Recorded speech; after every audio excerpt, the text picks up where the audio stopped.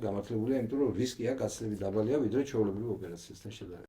და შუნტირებელმა პაციენტმა თუ მოწია სიგარეტი, მე წყული ხელში უჭირავს ცალსახად, ხო. რჩევას მიცემდი დარჩენ ისეთი იდეალისტები, როგორც იყვნენ მაშინ, როცა ერჩევდნენ ამ პროფესიას.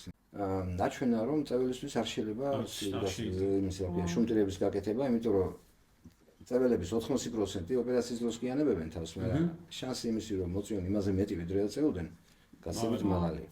ლაპარასკოპიული და ენდოსკოპიული ქირურგია საქართველოში დგას მსოფლიო დონეზე. ენდოსკოპიური ქირურგია საქართველოში დიდი ხანი არსებობდა, ოღონდ მაშინ არ იყო ვიდეო კამერა. მოგესალმებით ჩვენი ტრადიციული პოდკასტით, ფორკასტით, როგორც თათა ამბობს, თათასთან ერთად, თათა მიესალმე აუდიტორიას. და დღეს გვყავს ჩვენი ძალიან დიდი მეგობარი, ჩვენი დიდი, ასე ვთქვათ, გულშემატკივარი ბატონი დავით აბულაძე, ქირურგი, ბარიატრიის კორიფე, მე ასე ვიტყვი და რა თქმა უნდა, ბატონი დავით მასპინძელია, ჩვენი კომერციული დირექტორი გიგა კოხრეიძე. ძალიან გვიხარია ბატონო დავით თქვენი სტუმრობა ჩვენთან. საღამოშვიდობისა. დიდი მადლობა მოგზაურობისთვის. პირიქით, დიდი მადლობა მოწვევისთვის, ძალიან დიდ პატივს თქვენ კომპანიას, ჩვენ მრავალი წელია მეგობრობთ, როგორც პროფესიული, ისე ვთქვათ, საქმის გარეშე სიტუაციებიდანაც და ძალიან მოხარული ვარ, რომ ყოველი სიახლე, რაც არის მის ფრაგმენტში ხართ თქვენ ყოველთვის. ჩვენ ძალიან გვახარებს და მადლობა. ცოტა ჩაწერა დაგვიძველდა და აი ახლა დღეს განვაახლებთ, იმიტომ რომ ბატონ დავითთან გვაქვს მსგავსი გამოცდილება და არა მარტო შეხვედრები. და წლებია უკვე ეს ტრადიცია გრძელდება. მოგესალმებით და ძალიან დიდი მადლობა ბატონ დავით. მადლობა თქვენ. დარწმუნებული ვარ ძალიან კარგად, ასე ვთქვათ, კარგად წავა ჩვენი ჩაწერა და ძალიან სახალისოც იქნება დარწმუნებული. სულ მაგაზე ვწუწუნებ, რომ სანამ პოდკასტი დაიწყება, იმდანაც საინტერესო ამბებს ყვებიან ხოლმე სტუმრები, რომ მე გული მწყდება და სულ მინდა რომ კამერა ჩართული იყოს და თუ გავიმეორებთ მე იმ ისტორიას ძალიან გამიხარდება. და როგორი შესავალი იყო, ხო კარგად დავიწყე. გადასარავი, მინდოდა აღმენიშნა, თორე რომ იმდანაც კარგად გამოგდის, რომ ამის მერე რიგრიგობით როგორ შევთავ. რიგრიგობით როგორ შევთავ. ბატონ დავით, პირველი ტრადიციული კითხვა გვაქვს სტატისტიკას ვაგროვებთ, მოკლედ. საიდან დაიწყო თქვენი გზა, ექიმობის გზა და შემდეგ კონკრეტულად რატო წახვედით ამ მიმართულებით? რამ განაპირობეს ოჯახი თუ არ იყო ოჯახი და სხვა ფაქტორებმა გამოიწვია? მოდი ესე დავიწყოთ, რომ ოჯახში ბაბუა იყო ჩემი ექიმი, დავით აბულაძე, რესპუბლიკის დამსახურებული თერაპევტი, მაგრამ მე ვიყავი 8 წელს ბაბუა როცა გარდაიცვალა. ანუ რეალურად ასაკში იყო, 84 წლის ასაკი, ასე ვთქვათ, მამაჩემი ცოტა გვიანი შვილი იყო და მაგრამ სახში დაგვჭა ძალიან ბევრი, ასე ვთქვათ, მისი წნევის აპარატების, სტეტოსკოპები, გარკვეული ინსტრუმენტები, რომელიც მე პრაქტიკულად ჩემს სათამაშოდ იქცა. ინტერესant. ძალიან მიყვარდა ბიოლოგია, ძალიან მიყვარდა მუსიკა, აწლედი დავამთავრე და იყო ესეთი გასაყარი. ან დედაჩემ მუსიკოსი გახდათ. და ან წავსულიყავი მუსიკაში, ან წავსულიყავი მედიცინაში. სხვა შორის მუსიკაში საკმაოდ კარგი მეუნებოდნენ აფია კარგი მუსიკოსი, კარგი პიანისტი გამოხდება, მაგრამ დღეში 8 საათი მეცადინეობა 15 წელს ბიჭმა ვერანაირად. ექიმობას ხო ძალიან ცოტა ჭირდება. ცოტა ჭირდება, მაგრამ აი მომენტისთვის უკვე აი ეგ არის ზუსტად, რომ იმისთვის გინდოდათ მაგ დროის დათმო. ხო, იმისთვის დავუცმეთ და გადავწყვიტე სამედიცინოზე ჩაბარება და მეორე კურსიდან პრაქტიკულად გამოს ქუჩაზე ალადაშვილის კლინიკა რო არის, იქ იყო მეორე სამართლო და პროფესორი გონჯილაშვილი იყო იგივე კათედრის გამგე და ხამის მორიგეობებზე მორიგეობდი. სხვა შორის ერთი ძალიან კარგი ისტორია მაქვს, ანუ საოპერაციო შესვლა იქ არ იყო ესეთი მარტივი თუმეტე სტუდენტისთვის, იმიტომ რომ იყო ესეთი კაცრი საოპერაციო ექთანი, თუ საქმე არ ქონდა, ეს იყო ჩვენთვის ესეთი წმინდა ადგილი, ხო, საოპერაციო და ერთი სანტარი იყო, ესეთი კარგი კაცი მახსოვს, სახელი აღარ, მაგრამ ცალხელი არ ქონდა, ესე კამერით ქონდა გადმოკიდებული საკაცერო, ამ კამერაზე გადმოიკიდებდა მეორე ხელს ახმარდა. მეთქი ვიძე მოგეხმარები მეთქი და კი შვილო რაზე აბერაგიო და ნუ დამეცმო თავისი ადგილით, თვითონ დაერდა მე დიდი სამვით, ნუ ერთი დღეში არის პროგრამა მორიგებაზე 10-12 ოპერაცია და მოკლედ 12 ჯერ შესვლა საოპერაციოში გარანტირებული მქონდა. ხო ძალიან დიდი, ესე თქვა, ჩემთვის იგეს თეთრი შუქები, ყველაფერი პრიალებს ოპერაციას რა თქმა უნდა არავინ არ მაყურებინებდა, მაგრამ იმ სუნში რომ შევდიოდი და რომ გამოდიოდი იმ ქლორის სუნში ეს იყო.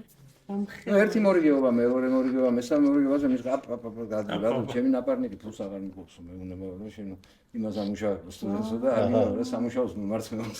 აი მეთქი ვიცი. თქვენც არ გიხდიდნენ ოღონდ ხო? არა მე ჩემს რაკეთ გადავხდით სულში. აი რამ ხელა უცნაურად შევა და სხვათა ის შორის. მერე ნუ ქირურგია პრაქტიკულად ავირჩიე. ჩემს ცხოვრების წესად ძალიან ერთი პერიოდი კი მაგრამ დავანებე კიდეც მედიცინას თავი 90-იანებში, იმიტომ რომ საკმაოდ რთული პერიოდი და მედიცინისთვის, მაგრამ ნუ მე ღვთისმადლით გამოჩნდა ეს ლაპაროსკოპიული ქირურგია.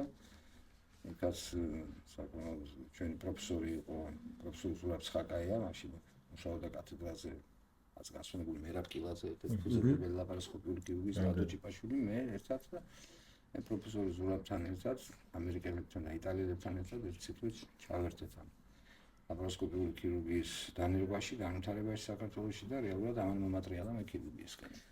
ხო, მე გამავიწყდა. დღეს ვიქნებოდი ალბათ ბიზნესმენი თქვენსათვის. ბატონ დავით, გიგაც განათლებით სამედიცინო მუსიკოსი. მომამდე ან მუსიკოსი. გიგა ბოდიში მე გამავიწყდა არმენში რომ ბატონ დავითი არის მეცნიერებათა დოქტორი მედიცინის, არის პროფესორი და აქვე მინდა კითხვა გავაგრძელო რომ განათლებაზე რომ ამოვწუროთ, ანუ ისწავლეთ თბილისში და კიდევ სად სკოლა გამავიწყდა თბილისში 4 სკოლა გამოსული, ამ 200 კლასელი. აჰა, ხო, ეგ სოციოს მედიცინა მაგრამ იმიტომ MBA კლასელი ყავ? 4 სკოლა გამოსული და მაშინ სკოლაში 50 კლასი. კი, მაშინ იყო 40 იყო სტანდარტი ხოლმე რა. 200 კლასელი რო ყავ. და 200 კლასი, ის 4 კლასის ბანკეტზე რო დადიხარ რა. კლასელები შეკრებებსაც აკეთებთ ახლა? კი, ხანდახან. არა, მე მსგავსებას რომ გავიარე MBA, მე აკადემიო იყო, მე სხვა ჯგუფთან MBA და მეც ესე მაქვს რომ აი ყველა რაღაც ვიკრიბებით ხოლმე ხან ერთ ჯგუფთან ხან მე ვახუნე. ვინ იყო MBA-ზე შემთან და რომ კაია, ეხლა გავაცნობიარე ამ წამს ჩემს შვილს 4 სკოლიდან გამოვაგდეს უკვე. კი, ბევრი კლასელები ეყოლა. არა, მე ჯერ პირველ საშუალოში ვსწავლობდი, სადაც მართლა ძირითადად ჩემი სიყნის მეგობრები არიან დღემდე, მე 6 დღე ვისწავლე კომაროვში, იმიტომ რომ მე პირველ გავზრდილი 6 მათემატიკა დღეში ძალიან ზედმეტი იყო ჩემთვის. ხო, მე გადავედი პირველ ექსპერიმენტულში. მე მოვიწეხე ბავშვობაში და შორს მე გადავდიოდი და იქ სახლის წინ იყო 162 სკოლა და ის დავამთავრე. სამთავროს. ასე რომ უნივერსიტეტის სამედიცინო ინსტიტუტი თავისი სუბორდინაციით უდიდეს დასტაკართან ბატონ გურამ მასთან ტატიშვილთან კათედრაზე მერვე სამართლოს გასასწრაფო იყო, შემდგომ ინტერნატურა გავიარე უკვე პროფესორ ზურაბ ცხაკაია რაღაც განსვენებული აზურ დადვანის განყოფილებაში თბილისის პირველ სამართლოს, ასე ვთქვათ, მეორე ქირურგიულ განყოფილებაში. და შემდგომ აი 97 წელს ერთ პერიოდი პერიოდი მეთქი გითხარი ჩავაბარე ჯიბაში. ჯიბას სახელმწიფო პირველი დამთავრებული ვარ, მაშინ ამერიკელები ასწავლიდნენ იქაური პროგრამით და ნუ ჩემი ჯგუფელებიც დღეს საკმაოდ ბევრი მოქმედიც და პოლიტიკის სახელმწიფო პოლიტიკოსები და მოღვაწეები არიან იქაც. და მე შტატებში სამი თვე ბაზისურ ლაპაროსკოპიულ ქირურგიაში, მე იტალიაში სამი თვე მაღალი დონის ლაპაროსკოპიულ ქირურგიაში გავიარე სწავლება 97 და 98 წლებში შესაბამისად. პერიოდულად იყო ტრენინგები ისრაელში, რამოდენიმე თვიანი, იყო კიდე ტრენინგები სხვადასხვა ვორქშოპებზე, ასე ვთქვათ, სემინარებზე და შესაბამისად, განათლებას დღესაც მე თუ მკითხავთ, განათლება სულ უნდა მიიღოთ, იმდენი სიახლეა მედიცინაში. იმდენი ის არის, რომ აი ძალიან ხშირად დავდივარ წელიწადში მინიმუმ 3-4 ჯერ მაინც სხვადასხვა კონფერენციებზე თქვა დიდ კონფერენციებზე სიარული, თქვა უფრო მეჩვენია ხოლმე პატარა ფოკუსირებული კონფერენციები, რა სადაც ვიწრო ფოკუსი. ესე თქვა ვიწრო პროფილი არის და ასეთ პირადი ინფორმაციის გაცვლა ქირურგებს შორის, თქვა გაცილებით უფრო თემატური და საინტერესო მოხსენებების და გამოცდილების გაზიარება უფრო ხშირად ხდება და უფრო მე მგითხავ სარგებლიანია ეგეთ ფოკუსირებულ თქვა ვორქშოპებზე სიარული და ასე დიდ მასშტაბურ სადაც 800 მოხსენება ორდღეში კეთდება და არის ის საჩექვით. კი ბატონ დავით, აი ხა მე თან ესე თქვა სტუმრას როცა მასპინძელი ვარ ხოლმე სულ ვიხსენებ გაცნობის და აი ეს ძალიან დიდი ხანია გასული ესე თქვა როგორც წესი რა და აი თქვენ ბატონი მერაბი ახსენეთ და რაც თქვენი ერთად მოღვაწეობაც ზუსტად მახსოვს აი ამ დღევანდელი ესე თქვა არამიანცის ხო იმ ტერიტორიიდან და ასე შემდეგ და ჩემი კითხვა მდგომარეობს იმაში, აი მახსოვს მაშინ რომ დასაწყისი იყო თქვენ იწყებდით და ეს თქვენი ეხლა რა თქმა უნდა არ კითხავთ ხო ღია ქირურგია თუ ლაპარასკოპიული ქირურგია, რა თქმა უნდა ლაპარასკოპიული ქირურგია არის მოწინავე ყველაფერში და თქვენ იწყებდით მაშინ და ეს რამდენად ტექნოლოგიებთან გადაჯაჭვული ეს ყველაფერი. აი როგორ განვითარდა ეს პერიოდი და დღევანდელი გადმოსახედიდან ვიცი რამდენად სირთულეებთან იყო ეს ყველაფერი დაკავშირებული და დღეს ადავართავ ესეთი ის მე ესე ვიტყოდი რომ მაშინ ჩამოვრჩებოდით ალბათ როცა ჩვენ დავიწყეთ ეს 98 თუმცა მანამდე მოდი დავიწყოთ ლაპარასკოპიული ქირურგიის ისტორია საქართველოში ძალიან საინტერესოა მოწინავეები ისევე როგორც მსოფლიოში და ეს პიონერები მართლა იყვნენ გინეკოლოგები გინეკოლოგიებმა დაიწყეს თუმცა ენდოსკოპიური ქირურგია საქართველოში დიდი ხანი არსებობდა ოღონდ მაშინ არ იყო ვიდეოკამერა მაგალითად 30-იან წლებში საქართველოში კეთდებოდა თორაკოსკოპიები ტუბერკულოზის დროს ფილტვის ხელოვნური პნევმოთორაქსის შექმნა ხდებოდა რომ კავერნები ჩაფშვილი იყო და მაგალითად ბაბუაჩემს პირადად ჰქონდა 39 წელს გაუკეთეს სინექიოლიზისი თორაკოსკოპიული აკეთებდნენ ჩამოდიოდნენ რუსეთიდან ქირურგები აკეთებდნენ და რაც შეეხება შემდგომ იყვნენ ძალიან ცნობილი ენდოსკოპისტები, ლაპარასკოპისტები, რომლებიც დიაგნოსტიკურ ლაპარასკოპიას, ესე ვთქვათ, თვალით აკეთებდნენ იყო რესპუბლიკურ სამართლობაშიც, იყო ვთქვათ, დახელოვნების ინსტიტუტშიც და აკეთებდნენ, მაგრამ რეალურად პირველი ლაპარასკოპიული ჩარევა, რასაც ქვია, ოპერატიული, ისევე როგორც თელსოფლიოში, ასევე საქართველოში დაიწყეს 99 წელს თვალსწრების ჟორდანიას ინსტიტუტში, არსენი გვენეტაძე, დევიდ აბიძე, რამა შარიქიშვილი, ვადიმ ხატიაშვილი, მაგათმა დავით ეხა ყველას გვარს ვერ ჩამოვთვლი რა. ყველას ბატონი არსენი იყო ჩვენი სტუმარი. ნუ ერთ-ერთი პიონერები მართლა ეგენი იყვნენ და მართლაც ნუ ეს უკვე არა მარტო დიაგნოსტიკას ახდენდნენ, არამედ მცირე ჩარევებს თქვა საკვაცების კისტების ფენესტრაციასთან ოპერაციულ ჩარევებს აკეთებდნენ და ზოგად ქირურგიაში რაც შეეხება იყო პროფესორ თემურ აბუცაძე, რომელმაც 93 წელს გააკეთა პირველი ქოლეცისტექტომია, შემდგომ იყო ერთი ეპიზოდი, როდესაც პროფესორ ჯანიშვილმა და ოლეგ ქოიამამ 94 წელს და 15 წელს რაზანიდან ჩამოიყვანეს ქირურგები სიგალი იყო. ქირურგი არის ცნობილი სიგალის მაშები მის შვილი რომელიც მაგ დროისთვის უკვე საკმაოდ წარმატებული ლაპარასკოპიული ქირურგი იყო ესე ვთქვათ მაშინ ესენგევი დავით ამ პერიოდში და გააკეთეს ლეჩკომბინატი ერქვა ადრე ახლა სადაც გასცემის ცენტრია იმ შენობაში ჰქონდა პატარა კერძო კლინიკა და ნუ იქ გააკეთეს რამოდენიმე ოპერაცია მაგრამ მე რაც გაჩერდა ასავით და 96 და 17 წლიდან შემდგომ როდესაც უკვე ნატო კომპანიის საერთაშორისო კორპორაციის ცხონებული გია ჭანტურიას დახმარებით დაფინანსებით ედვარდ შევარდნაძის დახმარებით დაფინანსებით ართურ ჯობენაძის დახმარებით და ესე ვთქვათ გვერდში დგომით და მოხდა ამერიკელი და იტალიელი სპეციალისტების ჩამოყვანა საქართველოში საჩვენებელი კონფერენციების გაკეთება და იქ დაუმეგობრდით სწორედ ჩვენ მოგვეწონა ესა ბატონ ზურაბი ძალიან წინააღმდეგი იყო თავიდან ამისი მაგრამ ნუ ესე ვთქვათ ლადო ჯიპაშვილის დიპლომატიურმა მიდგომამ რომ ბატონ ზურაბ თქვენი იქნებით პირველი ვინც ამას გააკეთებს ესე ვთქვათ აღიარებს და თქვენ და ასე შემდეგ და მოკლედ მაგან არა ნახა ადამიანმა რომ მართლა პაციენტები, რომლებიც ერთი კვირა იწვნენ საწოლში, თქვა.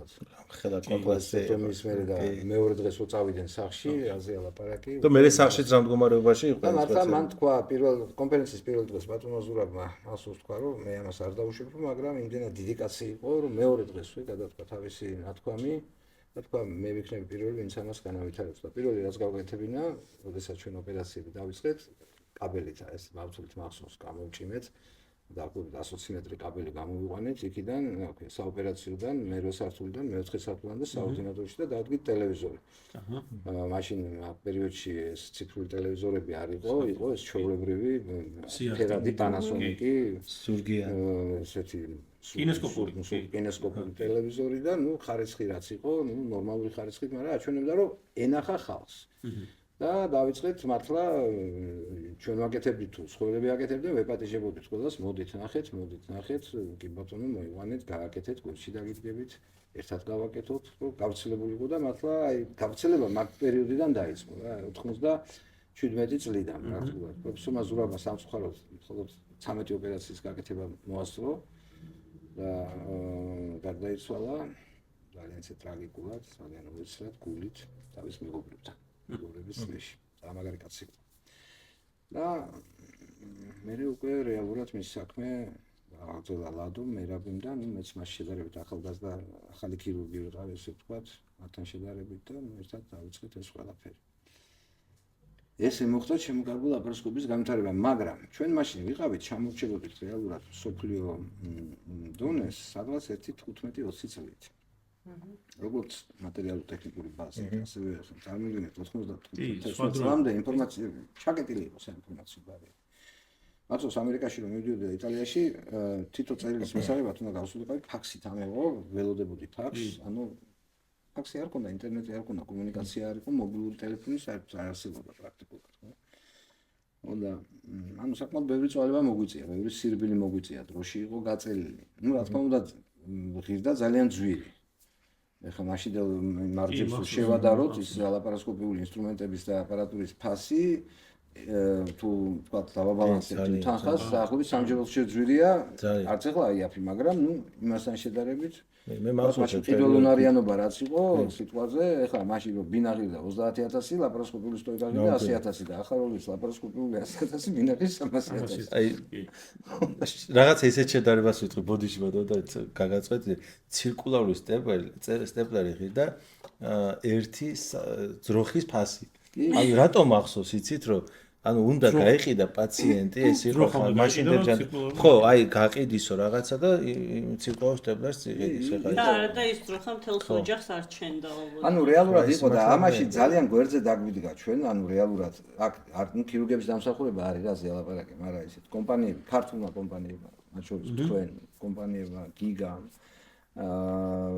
მისმა მეგობრებმა ალბათონმა ნინომ უბრალოდ ყველა თქვენ რო და თქვენმა კომპანიებმაც და კიდე სხვაებმა კომპანიებმაც რომელმაც არ მინდა არ აღნიშნო ილიან აზრიშვილის როლი რომელმაც პრაქტიკულად ჯონსონ და ჯონსონ შემოიყვანა და ჩემთან იყო მოსული 2000 და ასე 2004 წელს ბატონ დავით ვაილა ბარიატრიაო ესე მე გამანები თავი მეთქი შანსი ამო რიცხულია მეთქი ილია მეთქი ბარიატრიას აი არა ნუ წელიწადში რომელი წელი იყო 2004-ში მე ჩვენ უკვე ლაპარასკოპია გქონდა ეს ყველაფერი მეთქი არა შანსი არ არის ერთი ძვირიჯდება მე რუსეთ მე 2004 წელს რუსეთიდან ჩამოვიდა ნიკა გახარია ჩემი მეგობარი რომელმაც დაიწყო ბარიატრიული ოპერაციები რუსეთში უკვე საკმაოდ ასე ვთქვათ იყო ეგეთი არის დღესაც იაშკინი არის ეგეთი პროფესორი რომელმაც სადაც მაგან ისწავლება გაიარა და მე ჩამოვიდა დაიწყო ნელა-ნელა მაგანაც მე ჩვენს დავიწყეთ აქ ეს ლიგასტრექტომიების კეთება პრაქტიკულად 2007-8 წლიდან და ნუ 2013 წლიდან მე მოხდა ესე ვთქვათ სახელმწიფო დაფინანსებაში შეიტანეს საბოლოოში აი მე წამოვიდა და წამოვიდა და და კულტურა ფინანსებაში მანდ-ამაც აღარ არის, მაგრამ ყოველ შემთხვევაში მეთოდი პოპულარიზირება, მაშინ კულტურა შექმნა თითქოს რაღაც. ანუ ძალიან ბევრმა ფაქტორმა იმუშავა ზოგადად. დღევანდელი სიტუაციით მე თამამად შემიძლია ვთქვა, რომ ლაპარასკოპიული ქირურგია აბსოლუტურად ყველა დარგით ერთადერთის გარდა, რობოტის გარდა, იმიტომ რომ ერთადერთი რობოტი მოფუნქციონირებს დგას კანადაშვილთან მარტო აქა. სხვაგან არსად რობოტული ქირურგიის გარდა ლაპარასკოპიული და ენდოსკოპიული ქირურგია საქართველოში დგას მსოფლიო დონეზე.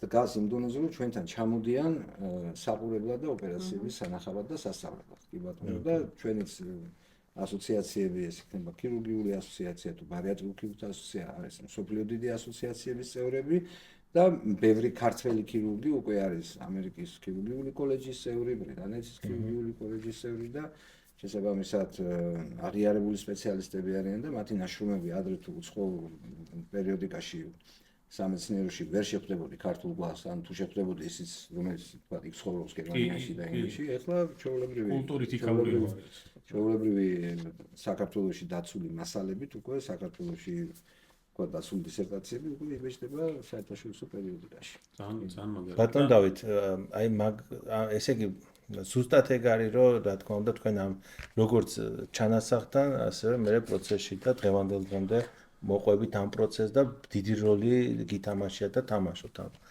იგივე თუნდაც ბარიატრიაზეც ვისაუბროთ და ასევე ძალიან საინტერესოა თქვენი კიდე ახლებული მიდგომა და კიდე უფრო სიახლეების, ესე ვთქვათ, ინოვაციების იმპორტი, შეიძლება ასე ვთქვათ, ხო, ქვეყანაში, რომ მიეცეს, იმიტომ ეს ხონერთ შეუძლებელია, ეხლა ჩვენზე ძლიერ განვითარებული ქვეყნები რაღაცას იგონებენ, რაღაცებს ნერგავენ, რომელსაც მე ჭირდება სწავლა, დახელოვნება და შემოტანა. აი ამის შესახებაც ვიმედოთ მართლა ძალიან სიახლეა და ალბათ ჩვენ მაყურებელსაც აინტერესებს. საქართველოს ზოგადად მედიცინაში ახლა მე სხვა სფეროს არ ვიცი, არ ვიხერხებ, მაგრამ მედიცინაში ძალიან ბევრი თქვა კლინიკური კვლევები მიმდინარეობს. ეს იქნება ონკოლოგია, ეს იქნება თქვა ენდოკრინოლოგია, საკმაოდ ბევრი ჩვენი უკვე სპეციალისტი საერთაშორისო თქვა პროექტებშია ჩართული და ნუ ჯილდოები აქვს მიღებული და ასე შემდეგ. მაგრამ ქირურგია ცოტა უჭირდა მაგ თვალსაზრისით, იმიტომ რომ განსხვავებით თქვა სამეცნიერო კვლევისაგან, ქირურგია გაცილებით უფრო მეტ რისკებს შეიცავს და გაცილებით უფრო მეტ მატერიალურ ტექნიკურ ბაზას საჭიროებს. მაგრამ 4 წლის წინ დამიკავშირდა თვითონ დამიკავშირდნენ არის ეგეთი პროფესორი მიშელ გარნიე, სოფლიოში ცნობილი ერთ-ერთი ყველაზე ავტორიტეტული ბარიატრიული ქირურგი კანადიდან. კაცი, რომელმაც პირველად შეასრულა მსოფლიოში პანკრეატული რეზეკცია ლაპარასკოპიულად, სლივგასტრექტომია, მაგისი გამოგონილი ოპერაცია და პირველად მაგან დანერგა, ნუ დაახლოებით არის 184 წიგნის ავტორი და სადღაც 800-მდე ნაშრომის და ნუ 30 წლის ბიჭი უკვე იმაში იყო სინაის არა ეხლა 30 წლის რო იყო უკვე იყო სინაის უნივერსიტეტის მთავარი ქირურგი და ნუ ნიუ-იორკში და პედაგოგი და აქეთ ასწავლიდა ხალხს ლაპარასკოპიული, ანუ ლაპარასკოპიული ქირურგიის მართლა ჩანასახში, მსოფლიოს ჩანასახში იყო ეს კაცი. ნუ ეხლა არა 30 წლის ცოტა დიდია ჩვენს ძალიან დიდი აქტიური ქირურგია, ეხლაც მუშაობს იქნება 65-66 წლის მეტი არა. მოკლედ ჩამოვიდა და მან თქვა რომ ესეთი დამიკავშირდა თვითონ უფრო ჯემის წარმომადგენელი მოვიდა ქართული კომპანიის წარმომადგენელი, ნუ ესე მიშელ გარნიეს დამიკავშირდა კვლევის ჩატარებაზე და კვლევის მაგნიტურ ანასტომოზებზე. ეს მაგნიტური ანასტომოზი რა არის? როდესაც ანასტომოზი ეგრეთ წოდებული კომპრესიული ანასტომოზი, ანუ შეერთული ნაწლავსა და ნაწლავს შორის იქნება არა გაჭრით და გაკერვით, არამედ ნაწლავების ერთმანეთთან ძალიან ისე მიჭყლეთ და ეს მიჭყლება ხდება მაგნიტების მოთავსებით ერთ სანატურში და მეორე სანატურში. ისემის გამო დროთა განმავლობაში ყალიბდება მათ შორის ნეკროზული უბანი, რომელიც მერე რო ჩაიხსნება, ეს მაგნიტები გამოვა და რჩება ანასტომოზი. ანუ დაახლოებით მაგას ქვია მოგვიანებითი ტიპის აი delayed anastomoses, ანუ მოგვიანებით, არა ჭრი და კერავ. არამედ თავისით ნელა-ნელა, ესე ვთქვათ, ბუნებრივად ეს ნეკროზდება არის მაგნიტის ზომის ალბათ. მაგნიტის ზომის არის, ხოლო ვირგული ვითარდება ისევე როგორც ნებისმიერი ჭრილობის დროს პერიფოკალური ანთების გამო შეხოცებები ვითარდება და შესაბამისად გერმეტიზმის მიღწეული, ანუ ის გართულება როგორც არის სისდენა და ნაკრების უკმარისობა და ინფექციის კერის წარმოქმნა აქ არა. ეს ნეკროზი გამოდის ხო გარეთ? კი ეს გამოდის ბუნებრივი მიყვება. ეს პირველად ჯერ კიდევ ეს მაგნიტური ანასტომოზების მეთოდიკა, ისე როგორც საკერავი აპარატების მეთოდიკა პირველად შექმნეს რუსებმა და ახლა ბევრი რაღაცა, მე მაპატეთ და დათხრენ დალიეს და გაკიდეს ეს ტექნოლოგია, ან დაკარგეს, ხო? ის გაკიდეს მართლა ის უკაილე ერთი. უკაილე გაკიდეს და უკაილეს დღესაც ჯონსონმა იყიდა, ნუ და მაშინ US Surgical ერქვა, იმან იყიდა და დღემდე უკაილეს ეძახიან ისინიც.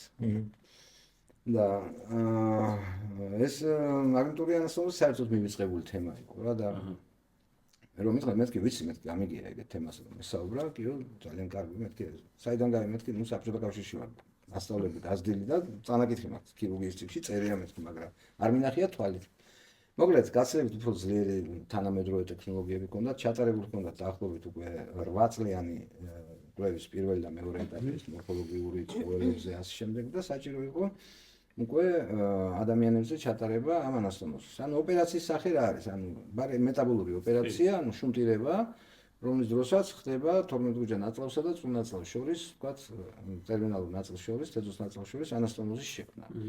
ნუ არის ეგეთი ოპერაცია ცნობილი, სადი ქვია, ესპანელი ქირურგი არის ტორესი, ანტონიო ტორესი, მაგის დანერგილი ოპერაცია, რომელიც უკვე 10000-ობით კეთდება მსოფლიოში, მათ შორის საქართველოშიც. მაგრამ თემა არის ის, რომ აქ იყო საჭირო ეს ანასტომოზი კი არ გავჭრა და გავკეროთ, არამედ ამ მაგნიტებით გავაკეთოთ და ვნახოთ როგორ გამოვა.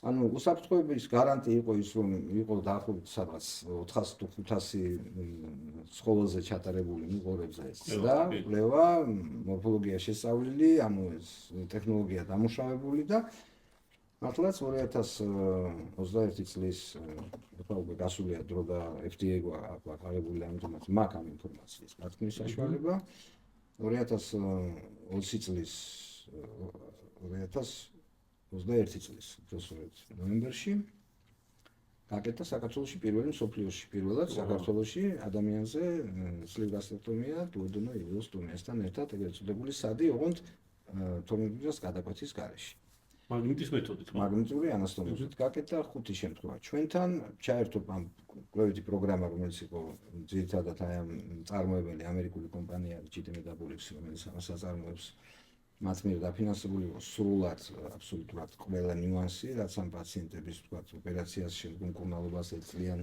მონიტორინგს და იმას დაჭირდებოდა ჩაერთული იყო 4 ქვეყანა ანუ ეს კანადა თვითონ ისი ჰოსპიტალი სანკორე რომელიც არის მაშინ რა ქვია ტორონტოში იყო მადრიდის კარლოს უნივერსიტეტის ქირურგიული განყოფილება იყო სტრასბურგი ჩართული გიბერნაკადიერი ეგეთ ქირურგი და ვიყავით ჩვენ ანუ რეალურად მაგრამ პირველი გაკეთდა საქართველოში 3 წლის მანძილზე სულ შესულა 300 ოპერაცია აჰა როცა დაიდო შედეგები რო არის უსაფრთხო რეალურად ახსნეს იმ მეტაბოლურ ცვლილებებს რაც უნდა მოახდინოს ოპერაციამ ანუ შაქრიანი დიაბეტის კონტროლი იქნება თქვა თუ მეტაბოლური სინდრომის კონტროლი ამას ახსნეს არის უსაფრთხო მე FDA-მ უკვე ეს მთელი მასალები რო მიდის FDA-მ მოცა როგორც კი მოცა FDA-მ მე შემოვიტანე ჩვენს ეს მაგნიტები და ხა ჩვეულებრივად კეთდება დაახლოებით თვეში 4-5 ოპერაცია მან ეგეთი ტექნიკური კითხვა მაქვს თვითონ ეს მაგნიტები როდესაც ნეკროზი ხდება ეს ეწაბება და ისიც გამოდის გამოდის სადაც 60 კვირაში პაციენტი მაგნიტისაგან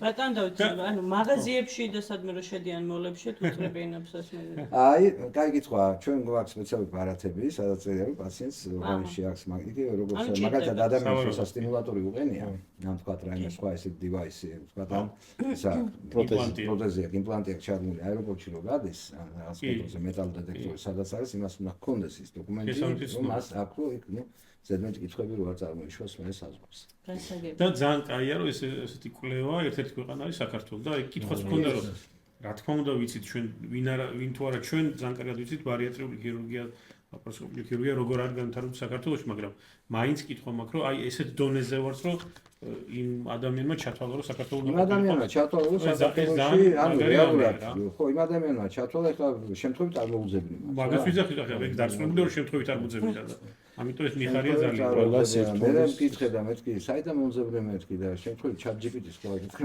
აი მაგისთვის არ მიკითხე ბატონ დავით რა რჩევას მისცემდით ახალგაზრდა თქვენს კოლეგებს რომლებიც ეხლა გამენ ეს მნიშვნელოვან ნაბიჯებს რჩევას მიცემდი დარჩენ ისეთი იდეალისტები, როგორიც იყვნენ მაშინ, როცა ერჩევდნენ ამ პროფესიას, იმიტომ რომ დღევანდელი თაობა ეს ჯენზი ძალიან ფანტასტიკური თაობა მიგიჟდები რა ამ ბავშვებზე, გინა თავის შემართებით, გინა თავისი და რა თავარი არის, ჩვენ ვიღავით იდეალისტები. ჩვენ გავუძელით ის 20 წლიან, 25 წლიან გაჭირვებას, სანამ ესე თქვა თელზე დავდებით, ხო? უნდა გავუძლონ.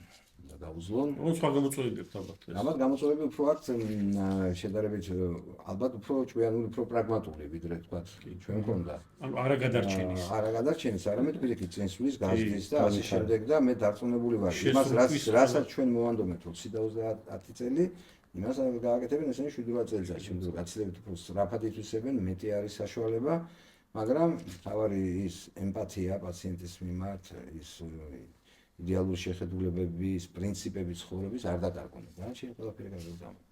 ბატონ დავით, რამდენიმე ძალიან ისეთი კითხვა მაქვს, რომელიც მაინტერესებს.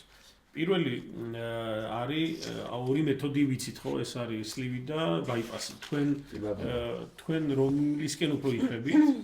მოდი ესე ვთქვა, სოფლიო სტატისტიკა არსებობს. თქვენ თავიდან თქვით სტატისტიკა უბრალოდ. სოფლიო სტატისტიკაში თუ ავიღებთ ისე დიდ ქვეყნებს, როგორც თქვა ბრაზილია, შეერთებული შტატები, თქვა იგივე ცენტრალური განედის ქვეყნები, რომელიც რეგიონსაც ჩვენ წარმოვადგენთ, დაახლოებით 65-70% კეთდება მსოფლიოში სლივას სექტორი. საქართველოში სადღაც ალბათ 90% კეთდება სლივას სექტორი. შუნტირება ძალიან კაი ოპერაციაა, ძალიან ძლიერი, საკმაოდ აგრესიული ოპერაცია, მაგრამ გაცილებით მეტი შეზღუდვები და გაცილებით მეტი ვალდებულებები აქვს ვიდრე სლივას სექტორის. ანუ მომზადებას უფრო მეტი ჭირდება იმ თვალსაზრისით, რომ მაგალითად თუ ადამიანი მწეველია, ხო? მწეველისთვის შუნტირების გაკეთება ბევრმა ისეთმა ქვეყნის გამოცდილება, როგორც არის რუსეთი, თქვა გერმანია, იტალია, ესპანეთი, სადაც მეტნაკლებად უფრო მწეველი ხალხია, ხო? ნაჩვენა რომ მწეველისთვის არ შეიძლება შუნტირების გაკეთება, იმიტომ რომ მწეველების 80% ოპერაციის დროს კი ანებებენ თავს, მაგრამ შანსი იმისი რომ მოწიონ იმაზე მეტი ვიდრე აწეულდნენ, გასცემით მაღალია. და როგორც კი ბაიპასის შუნტირების არა, ჩვეულებრივად, იმიტომ რომ სიგარეტის მოწევა ეს არის ჩვევა, მამნე ჩვევა. და ესე როგორც სხვა ნარკოდამოკიდებულება, სიგარეტ დამოკიდებულება. არა, უფრო მეც რო ეწევა მაგას. რომ მეც ეწევა, იმიტომ რომ ენდორფინების დეფიციტი ჭამის დამოკიდებული არის და გარკვეულწილად ხოს ორგანიზმი. და მე უფრო ბედნიერი ხარ, უფრო აღარ ხარ, უფრო აღარ გვნებს, ადრე თქვათ რომ წნევა ქონდა, აბრალებდი სიგარეტის მოწევას, ეხლა მასა რო დაკარგე, წნევა აღარ აქვს და მინდი ეწევი რამდენიც გაგიხარდა, ხო? აი ნახე რა. ანუ ეგეთ თემაა.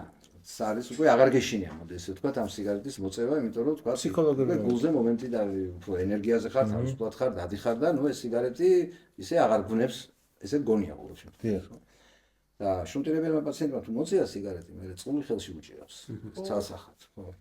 გარდა მაგისა, ნუ ჩანაცვლები თერაპია შუნტირების მერე მნიშვნელობა აქვს დიდი, ანუ მზაობა ფიზიკურ აქტივობას უკუნთოვანი მასა არ გადნეს და აქედან გამომდინარე შუნტირების ჩვენება, აბსოლუტური ჩვენება არის რამოდენიმე ესეთი როგორც ბარეტის ეზოფაგიტი, დიდი ზომის საღლაპავის თიაქარი, თქვათ აგრესიული ფორმა მეტაბოლური სინდრომი, სადაც თქვათ შაქრიანი დიაბეტის კონტროლი რთულია, ან ტრიგლიცერიდები არის ისე ავარნილი ათეროგენობის ინდექსი მიუხედავად თქვათ რაღაც კვების რეჟიმის დაცვისა და ის ვერანაირად მის ჩამოწევა არ ხდება ამ მომზადების პროცესში, ну მაშინ ჩვენ ვეუბნებით რომ თქვენ სლივასტომია თქვენ შემთხვევაში არ არის საკმარისი, არ გეყოფათ და თქვენ მოგაკეთეთ რომელიმე მაშუნტირებელი ტიპის ოპერაცია, თქვა არის კლასიკური შუნტირება, მინი შუნტირება, ჯის ბიპარციალური შუნტირება, 12 გოჯროს ეგრე მაგნიტების შუნტირება, მათი კომბინაციები, ძალიან ბევრი მეთოდია.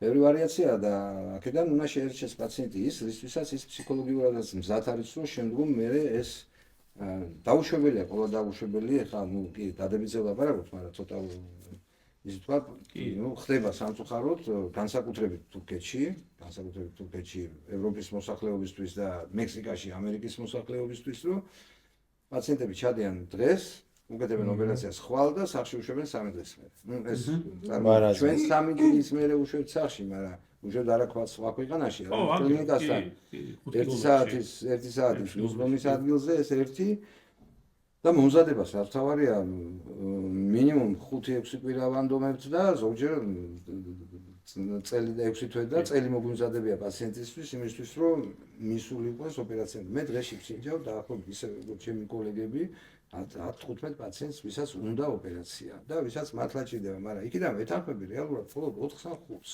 ხო მე ვიცი რომ თქვენ ეუბნებით რომ მოდი ჯერ სინჯე. ხო ნებისმიერ ვარიანტში მარტო მოდი შევსინჯე არა შეიძლება ასინჯიც აქვს ყველაფერიც მაგრამ ბოლომდე არა აქვს გათავისებული მას რა როგორ უნდა შეცვალოს ცხოვრების სტილი როგორ იმიტომ რომ ამაზეა დამოკიდებული მე ასევე ოპერაციის შემდგომ სტრესის გამკლავებას და ასევე დამოკიდებული შემდგომ როგორ იქნება და რეალურად საქართველოში მართლა ჩვენ სტატისტიკაში გადავხედოთ, აი მართლა კარგი შედეგები გვაქვს სოფლიო შედეგებთან შედარებით, შეიძლება ითქვას რომ ერთ-ერთი საუკეთესო, სწორედ მაგ მიდგომის გამო ჩვენთან და ქართული ქირურგები ყველა ვართ დაახლოებით ერთ იმაზე რა ქვია სტანდარტზე აწყობილი არის სახელმწიფო სტანდარტი პროტოკოლი დამტკიცებულია პრემიერის მიერ თუ როგორ უნდა მომზადდეს პაციენტი, როგორ უნდა აქტუალური იყოს კლინიკა და ეს დამატებითი პირობები რომ ბარიატრიული ოპერაცია გაკეთდეს. თქვა ყველა კლინიკას აღარ აქვს საქართველოში არის 18-19 კლინიკა სადაც შესაძლოა ნებადართულია ბარიატრიული ოპერაციების გაკეთება.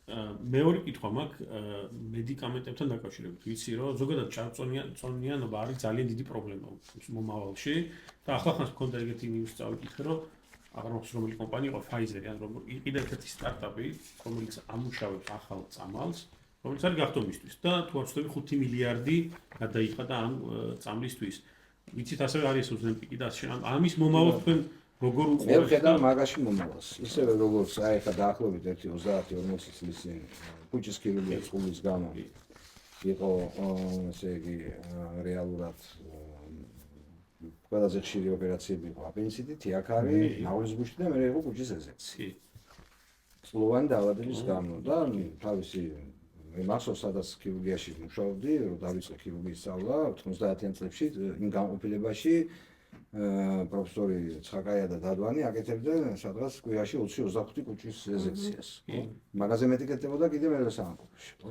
და პრაქტიკულად სოფლიო კუჭის ქირურგიის მამამთავარი ეგნატე ფიფია ქართველი იყო. იმიტომ რომ საკმაოდ გავრცელებული იყო ეს კუჭის წყლოვანი დაავადება და ავიცი ძალიან ბევრი მეთოდი არსებობს ტაკვის დახურვის, ანასტომოზის, ავიცი ძალიან ბევრი.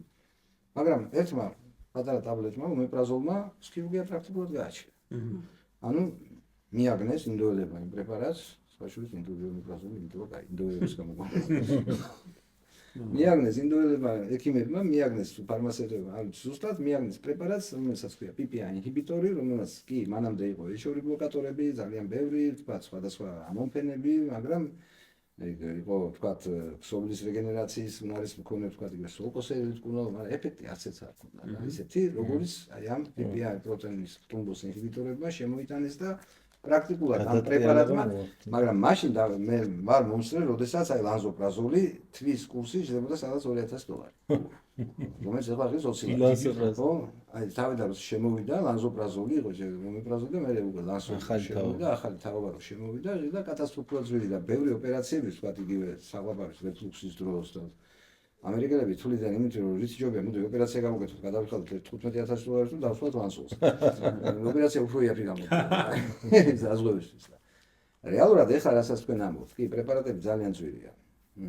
ბარიატრიული ქირურგია ჯერჯერობით ეფექტური არის, იმიტომ რომ ის პრეპარატები რომელიც იხმარება ეს არის სემაგლუტიდი თქვა იქნება თუ მაგათი დერივატები კიდე როგორც არის თქვა ვეგოვი ან კიდე მუნჯარო თქვა ამერიკის შეერთებულ შტატებში და ის რასაც თქვენ თქვით ეხლა რომ ეს ფაიზერი კიდე რაღაც საკეთებს ხო მაინც ისეთი ეფექტურობა ჯერ არ აქვს მაგრამ ჯერ ძველი თაობა ესე რომ სწორი გზით მიდიან რა იმიტომ რომ დაახლოებით იგივე გზის გავლა მოუწევთ ალბათ როგორი გზაც კაი არის სანამ PPI ინჰიბიტორი შეიქმნებოდა წყურის სამკურნალოდ ამ ხელა ინვესტიციას რო ნებისმიერი თქვა იგივე კარდიოქირურგიული შუნტირება ჩაანაცვლა სტენტირება ხო ეხლა სტენტირებას ნელა ანაცვლებს ბალონირება კი სოციალიზ ჩვენ უკვე დავიწყეთ ამის პროპაგანდა ანუ მე წამოვა ალბათ რაღაცა პრეპარატებს შექმნიან რომელსაც უკვე ექნება ისეთი ეფექტი როგორც აი თქვა აი ხა მაგნიტურ ქირურგიაზე არის ბუმი ატეხილი თვითონ სოფლიოში ყველა დიდ კონფერენციაზე არის მაგნიტური ანასტომოზებზე სხვადასხვაზე კოლორექტალურზე იმაზე იმიტომ რომ რეალურად შანსი არის შენ პაციენტს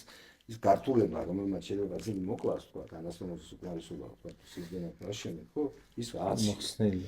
ის მინიმალური რისკი რაც ყველაზე მთავარი მომენტი ეგ არის, ხო ბატონო? ყველაზე ისეთი ერთ-ერთი არა, მე ვფიქრობ, ეს თავი ფაქტორია ხო, რატომაც იკავებენ თავს ხო, პაციენტებს. ნაკერები არ გაიხსნას, ხშირად ეგეთ რაღაცებს და ყველაზე მეტი სიკეთე ეგ არის. მიდის იმისკენ, რომ ეს არა, თან შეიძლება მარტივია, განმავლობაში ესე მგონია რა. ტექნიკურადაც მარტივია, შესასრულებლადაც განსაკუთრებულ ისეთ აღჭურვილობას არ მოითხოვს. ჯერჯერობით ძალიან ძვირია ეს მაგიტები, მაგრამ დროთა განმავლობაში მე საკერი აპარატების არ იყოს. $1200-დან ჩაივიდა $100-მდე. რეალურად გაიაფდება ის. ბატონ დავით, მაგ დროს სლივიც კეთდება თუ მარტო ეს გააჩნია აი მაგასაც მდგომარეობას, ხო? გააჩნია პაციენტს, თქვა, ჯერ სხეულის მას ინდექსი თუ იმდენად მაღალია, რომ ჩვენ კალორიების შემცირებას ვჭირდება, მაშინ უნდა გაკეთდეს როგორც თქვა კალორიების შესამცირებელი ოპერაცია, თქვა გასტრექტომია, ბაიპასი, ასევე მეტაბოლური, მაგრამ ზოგჯერ არის ეს მაგნიტი გვაძლევს სწორედ იმ საშუალებას, იმიტომ რომ რისკი რო დაბალია, იმიტომ რომ ეხლა კი შეიძლება თქვა მცირე მეტაბოლური რაღაცა ჩარევა მარტო ანასტომოზი დაადო, არც თუ ისე თქვა არ მოჭრა კუჭი და ისე ხელი დაადო, მაგრამ წერა არის უკვე რისკი ცოტა მაღალია. და აქ რისკი რახან დაბალია, ჩვენ გვაქვს საშუალება რომ იქ სადაც ოდნავ არის მასა მომატებული, მაგრამ გვაქვს ან შაქრიანი დიაბეტი, ან არის თქვა დისლიპიდემია, რომელიც თქვა ათეროგენული ინდექსი მაღლა წევს და პაციენტს ცნებები აწუხებს და ხუთის გაცხიმუნება. ან ინსულინი რეზისტენტობა ისეთი, რომ პრინციპში წონა მზარდია და ვეღარ აჩერებს და მუდმივად ჭირდება ან ოზემპიქზე ან მუნჯაროზე ყოფნა იმისთვის, რომ დაალაგოს ეს მასა, თქვა შეინარჩუნოს მაინც ის სტატუს-კვო რაც აქვს. აი მაგ შემთხვევაში ეს მაგნიტური ანასტომოზი გამართლებულია, იმიტომ რომ რისკია გაცილებით დაბალია ვიდრე ჩვეულებრივი ოპერაციასთან შედარებით. მაინც აი ფასი დაახლოებით სადმე ყავს. საბოლოო ხარჯით თანაბარია. იმიტომ რომ იმ შემთხვევაში თქვა თუ ოპერაცია ბარიატრიული თქვა და მეტაბოლური ოპერაცია თქვა სიტყვაზე საბოლოო ხარჯი ოპერაცია მსგავსია.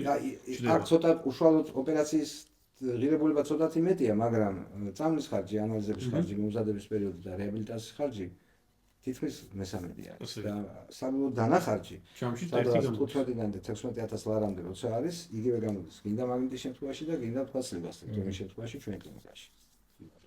ეს თუ მაღალია სხეულის მას ინდექსი, იმას აუცილებლად ვეუბნებით თუ თქვენ ეს მაგნიტი არ გიყოფა, ყველა უნდა გადაყავდეს ფული. თუ დაბალია სხეულის მას ინდექსი და არ აქვს თქვა მეტაბოლური დარღვევები, საერთოდ ვეუბნებით თუ თქვენ ოპერაცია ჯერ არ შეიძლება ფსიქოლოგიურად ჭირდებათ, მაგრამ თუ მეტაბოლური სინდრომი არის და შედარებით ჭარბტონიანობა გვაქვს, მაგრამ ჯერ არ არის ისეთი BMI ციფრებზე მისული თქვა კატეგორია ამ ჭარბტონიანობის, მაშინ კი ბატონო მაგნიტით თქვენ შეძლებთ. რეალურად რაც ჩვენ გვაჩვენებს, ხო, სადაც სხეულის მას ინდექსი 28-29-მდე ჩამოყავს და საწყისი გააჩნია რამდენია, შეიძლება 25 კილოს დაიკლოს, 30-ის და შეიძლება 5-ის. გააჩნია საწყისი რამდენია. მან ერთი კითხოს და თათა მე პროფესიულ კითხვებს ახარჯოს, რომ აი თქვენ ამბობთ რომ მაღალი ინდექსი როცა არის, მაინც ამბობთ რომ გავაკეთოთ თქვა ბაიპასი კალორიების შესამცირებელი. მაგრამ თუ პაციენტი უარს ამბობს გარკვეული შიშების გამო, რისკების გამო მაგნიტის გაკეთებას აზრი თუ აქვს მაგ შემთხვევაში? არ ვიცით რა არის მეტაბოლური სინდრომი შეიძლება მოხსნას. ხო. მაგრამ მასა მაინც ექნება. შეიძლება ცოტა დაიკლოს. ცოტა, ხო. აი ეგეთ. და ნუ ჩვენ თავაზობთ რა უნდა ვიცით რა არის, ვერ მიიღებთ ისეთ შედეგს, ის ამის ღირს, ამხილად თანხის განსადა. იმიტომ რომ რეალურად, როდესაც მაღალია კალორიაჟი და მეტაბოლური სინდრომი გვაქვს ჩვენ, მაშინ მეტაბოლური სინდრომი ისეთი აგრესიული არ არის. იმიტომ რომ ის თავის გამოვლენებას უკვე დაბალ მასაზეც ახსნეს. ანუ იქ უკვე კვებით ქცევის დარღვევა უფრო წინა პლანზე მოდის, ვიდრე თქვა მეტაბოლური სინდრომისგან გამოწვეული და იდეაში იქ ჩვენ შეიძლება თქვა თუ ისეთი აგრესიული ფორმა არ არის, ვაფშე საერთოდ არ გავუკეთოთ ისე რა ქვია მაშინდირებელი ოპერაცია მარტოს ლიგასტრექტომია გავაკეთოთ. სადაც გასაკვირი ეფექტი არის, მცირე გამოხატული და გამოხატული სორგიმის ხარჯზე რომ კალორიაჟი მცირე. და ის ისე იყოს. ღია ოპერაცია თუ ლაპარასკოპია? ლაპარასკოპია. თეორია თუ პრაქტიკა? თეორია. ოპერაცია დილით თუ საღამოს? დილას. მოსწავლე სტაჟიორები თუ მტკიცე გუნდი? როგორია? სტაჟიორები თუ უკვე ჩამოყალიბებული და ნასწავლი გუნდი, რომელთან გირჩევნიათ მუშაობა? მაგას ხომ ნასწავლი გუნდთან. კი ბატონო. წიგნი თუ ვორქშოპი? რომელი? წიგნი თუ ვორქშოპი? ჯერ წიგნი, მერე ვორქშოპი. ასე გეტყვი. წარმატება თქვენი აზრით სტატისტიკაში უფრო რეალურია თუ ისტორიებში? სტატისტიკაში. ოპერაციის წინ მუსიკა თუ სიჩუმე? სიჩუმე. ან ოპერაციის დროს. დროს? ოპერაციის დროსაც სიჩუმე. ოკეი. სიჩუმე. მეგობრებს როცა ხვდებით სახლში გირჩევნიათ თუ სადმე გაქვთ რამე ადგილი. ახლა ისიც არის. ის არის. კი ბატონო. დროის დაგეგმვა კალენდარში თუ ინსტინქტურად, ინტუიციურად? ქართველები ვართ ინსტინქტურად. კი. სამეცნიერო სტატისტიკა თუ მხატვრული ლიტერატურა? სამეცნიერო სტატისტიკა უკვე მხატვრული ლიტერატურა იყო სადღაც 25 წლამდე რა. გასაგებია. სამეცნიერო სტატისტიკა. სტაბილურობა თუ ყოველდღიური გამოწვევები? ყოველდღიური გამოწვევები. თავარი რა არის? ცოდნა თუ სიზუსტე? სია? სიზუსტე. სიზუსტე. თავარი ბედი. და იღბალი. ერთიც საჭიროა სიზუსტეს, ცოდნას. მაგრამ მედიცინაში თუ მედიცინაში ვერ მედიცინაში რა თქმა უნდა ძალიან დიდი მნიშვნელობა აქვს ცოდნასაც, სიზუსტესაც, მაგრამ ასევე იღბალს აქვს მნიშვნელობა. არიან იღბლიანი პაციენტები, არიან იღბლიანი ექიმები და მე ესებით ვთქვი რომ ხანდახან ყოფილა სიტუაცია რომ აი მართლა შეუძლებელი მომხდარა და ხანდახან ყოფილა რომ მართლა მოწმენდილ ცალზე მეხი გავარდნი. და რეალურად არ იცი რატო და რის გამო. გარემოებების გამო მოხდა. აქედან გამომდინარე იღბალია მთავარი. იღბალია მთავარი. მათ იღბალი უსურვოთ ერთმანეთს. დიდი მადლობა ბატონო დავით. ძალიან დიდი მადლობა. საინტერესო და ინფორმაციული. ძალიან დიდი მადლობა. როგორც ყოველთვის. არ მატებები. არ მატებები.